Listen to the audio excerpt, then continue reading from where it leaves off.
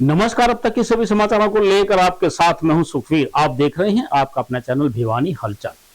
सबसे पहले एक नजर आज की न्यूज हेडलाइंस पर।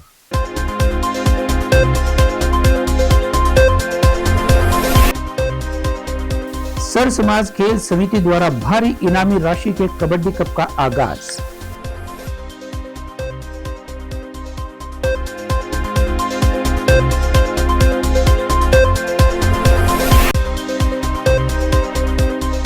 राष्ट्र निर्माण में एनएसएस का अहम योगदान, कहा सीबीएलयू के वीसी डॉक्टर राजकुमार मित्तल।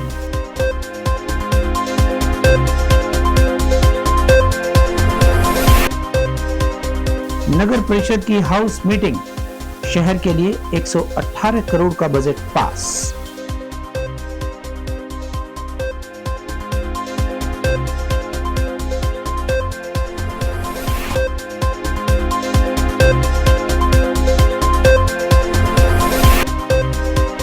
बिट्स स्कूल के वार्षिक पारितोषिक वितरण समारोह में प्रतिभावान विद्यार्थियों को किया गया सम्मानित।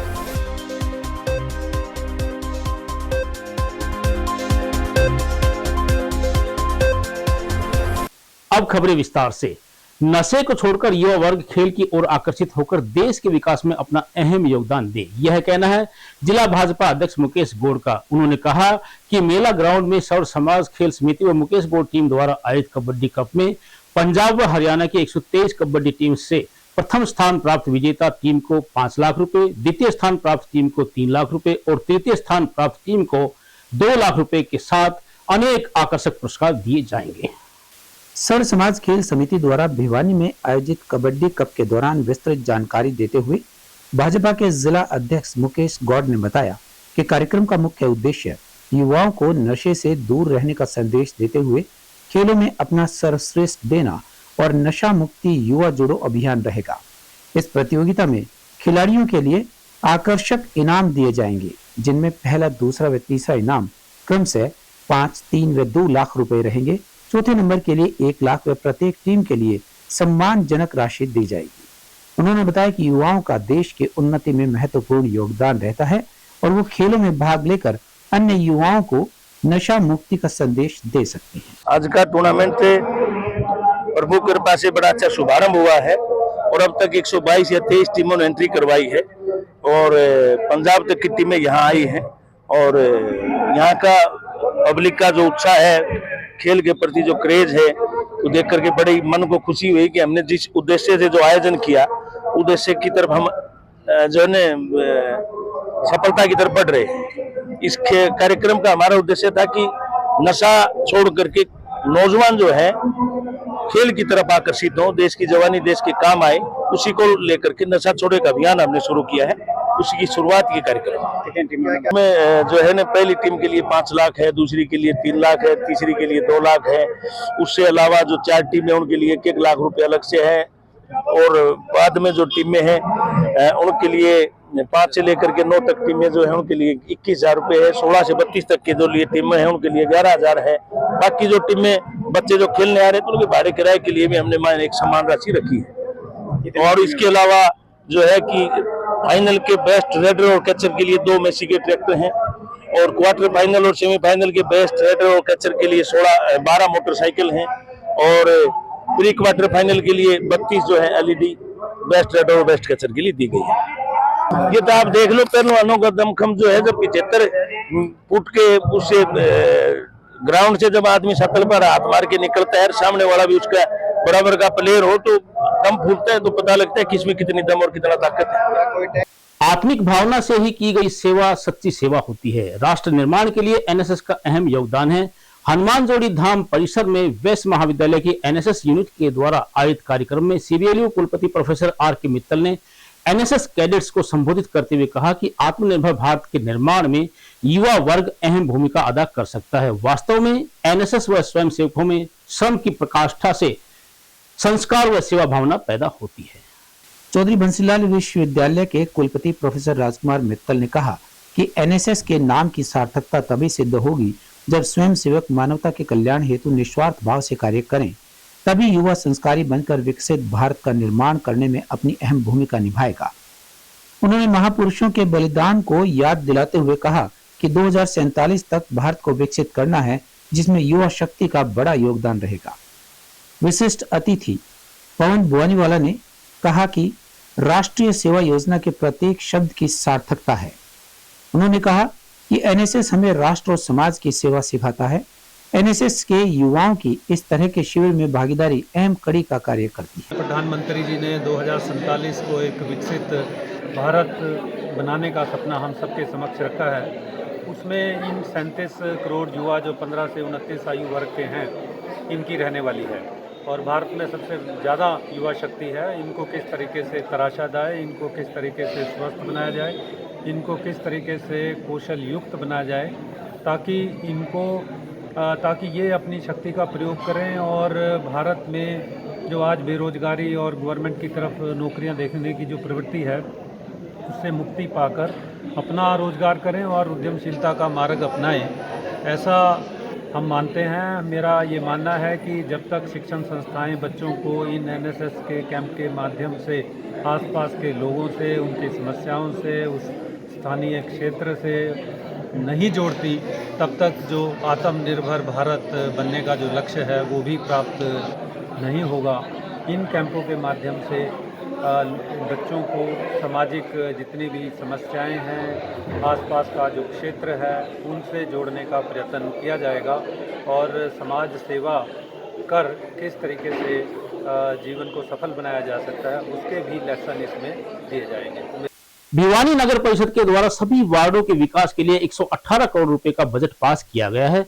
नगर परिषद की हाउस मीटिंग में चेयरपर्सन प्रतिनिधि भवानी प्रताप सिंह ने बताया कि बजट में पानी की निकासी, गलियों को पक्का करना व स्ट्रीट लाइट्स आदि को ठीक करवाने का प्रावधान रखा गया है।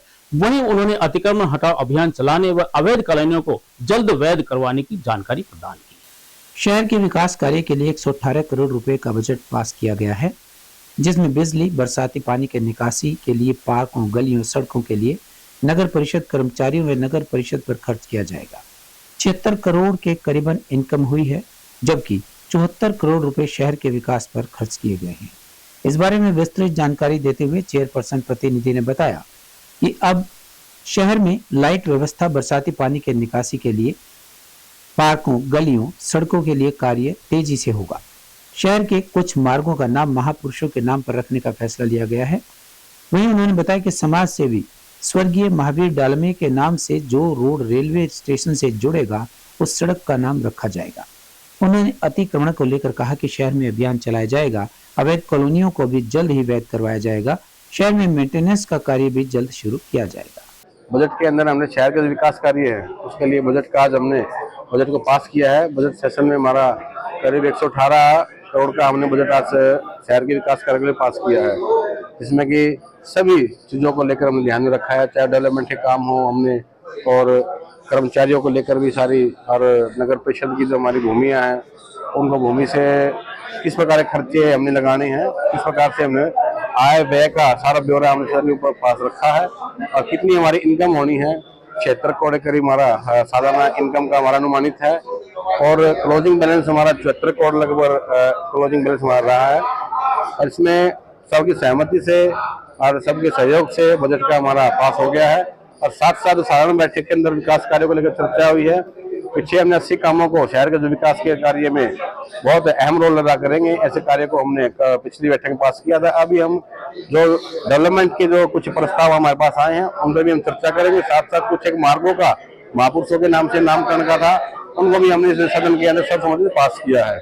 आज हमारी नगर परिषद की हाउस की मीटिंग थी, जिसमें काफी मुद्दों को रखा गया और निवारण के लिए डीएमसी साहब, प्रधान जी और सभी पार्षदों ने समर्थन भी किया।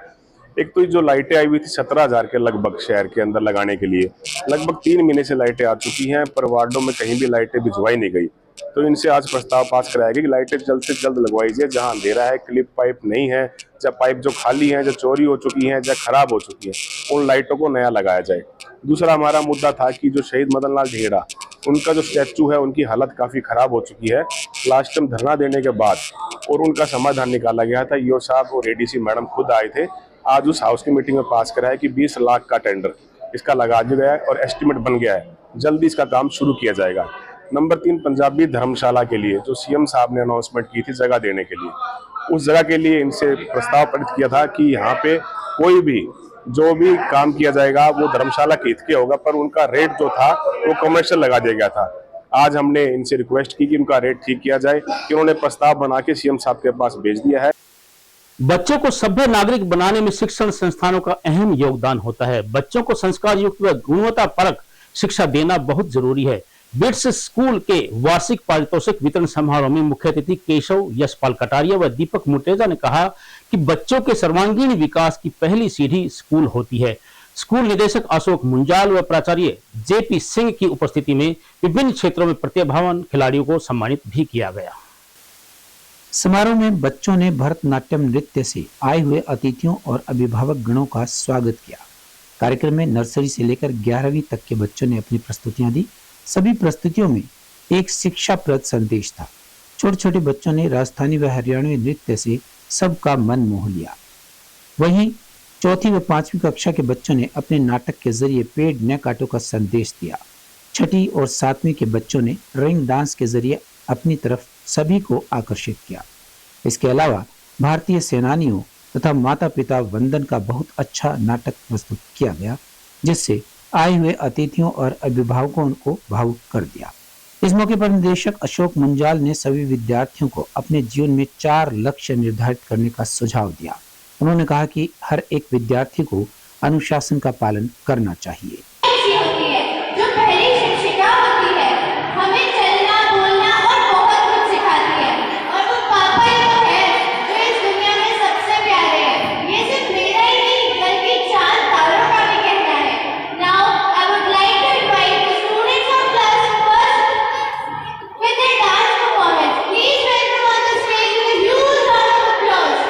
और अंत में फिर से एक नजर आज की न्यूज हेडलाइंस पर।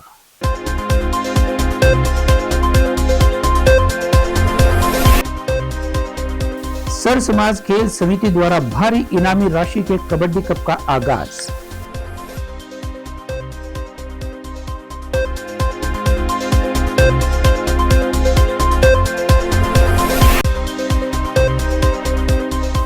राष्ट्र निर्माण में एनएसएस का अहम योगदान, कहा सीबीएलयू के वीसी डॉक्टर राजकुमार मित्तल।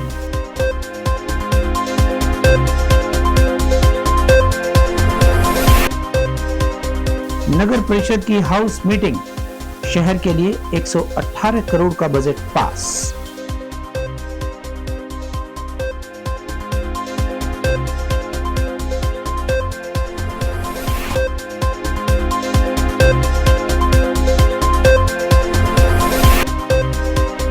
बिट्स स्कूल के वार्षिक पारितोषिक वितरण समारोह में प्रतिभावान विद्यार्थियों को किया गया सम्मानित।